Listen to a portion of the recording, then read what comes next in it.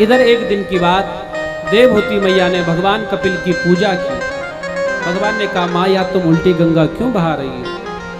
देवहूति मैया ने कहा, मेरे मन में कुछ प्रश्न है, उनको पूछना चाहती हूँ। और यहीं से देवहूति संवाद प्रारंभ होता है।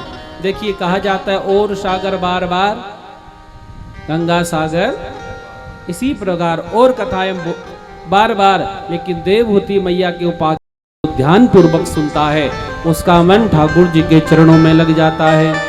और यहीं से संवाद प्रारंभ हुआ। बोलिए कपिल देव भगवान की जय। देवहूति मैया ने कहना प्रारंभ किया, निर्विण्णाम नितराम भूमन असत इंद्रियतर्षणात्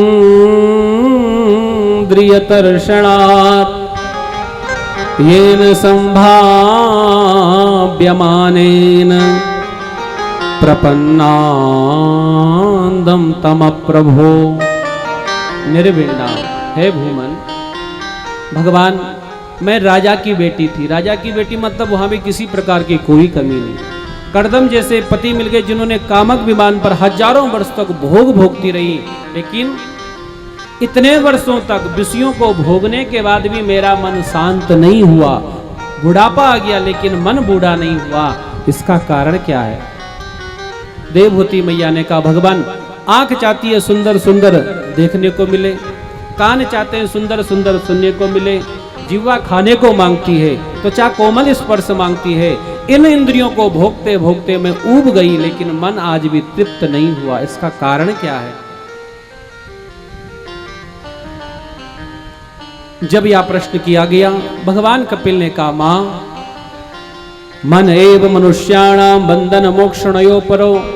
देवहूति मैया ने कहा, यह जो अज्ञान रूपी वृक्ष लग गया है, आप अपने ज्ञान रूपी खड्ग के द्वारा इसका छेदन कर दीजिए। भगवान ने कहा, देवहूति मैया पहले ये समझो बंधन होता किस चीज का है। अहम मवाभिमानोत्थे कामलोभादिविर्मलै भीतम यदा मना शुद्धा दुख सुखम समम मम। जो मन है मां, वही बंधन का कारण है और यही मन मोक्ष का कारण है। मैया चाबी को इधर घुमा दो तो ताला बंद हो गया और इधर घुमा दो तो ताला खुल गया। इसी प्रकार यह मन है, यह मन जब हमारा संसार में लगता है, विषयों में लगता है, तो बंधन का कारण बन जाता है। और यही मन जब भगवान में लगता है, भगवान के भक्तों में लगता है, तो मोक्ष का द्वार बन जाता है। देवहूति मैया ने कहा, भगवान को आज तक नहीं देखा, और जिसको आज तक नहीं देखा उसमें मन कैसे लगे? भाई जिससे मिले हो, बात वार्तालाप की, उसमें तो मन लग जाए, लेकिन जिसको कभी देखा ही नहीं उसमें मन कैसे लगे? भगवान ने कहा, मैया जिनका मन भगवान में लगा हो ना, उनमें मन लगा दो। जैसे आपने ट्रेन देखी होगी, आगे इंजन होता है, पीछे क्या होते हैं? पीछे खाली डिब्बे होते हैं। इंजन के सारे खाली डिब्बे जोड़ दिए जाते हैं तो वह भी इस स्टेशन से दूसरे स्टेशन तक पहुंच जाते हैं। इसी प्रकार यह मन संत में लगाओ, साधुओं में लगाओ। आज मैया के मन में जो जो प्रश्न है सब के सब पूछ रही है। देवहूति मैया ने कहा, साधु किसे माने? जिसने लाल कपड़े पीले कपड़े पहन रखे उसको साधु माने, जिसने धोती कुर्ता पहन रखा उसको साधु माने, जिसकी बड़ी बड़ी जटाएं उसको साधु माने, या जो सड़क के किनारे पड़ा हुआ उसको साधु माने। साधु कहते किसे है? भगवान कपिल ने कहा, महा या जो साधु शब्द है ना, केवल वेशवाचक नहीं। ऐसा नहीं कि जिसने कुर्ता धोती पहन रखा वही साधु है, जिसने पैंट शर्ट पहन रखी वो साधु नहीं। भगवान कहते हैं, या जटायु परम साधु है। जिस जटायु ने सीता मैया के लिए अपने पंख कटा दिए, यह जटायु परम साधु है। श्री गोविंद भगवान की जय। इसलिए साधु के कुछ होते हैं लक्षण, उनका वर्णन किया मां, जिनमें यह सब दिख जाए उन्हीं को साधु समझो। तितिक्षवा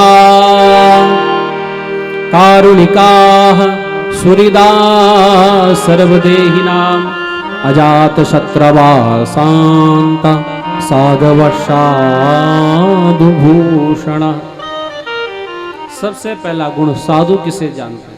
वेशवाचक शब्द नहीं, जिसमें ये गुण है वो भले पैंट शर्ट पहनने वाला हो या धोती पहनने वाला, वो साधु है। कौन? तितिक्षवा, जिसके भीतर सहनशीलता है वो साधु है। और आजकल सबसे बड़ा दोष सहनशीलता खत्म हो गई। आजकल बहू को कुछ बोल दो तो महाराज कहना क्या, पुत्र को कुछ बोल दो तो कहना क्या, शिष्य से कोई सुनना नहीं चाहता। इसीलिए घर घर में क्लेश उत्पन्न हो गया है। सबसे बड़ा गुण है सहनशीलता। इसलिए जीवन में भगवान को प्राप्त करना है तो सहनशीलता गुण आना चाहिए।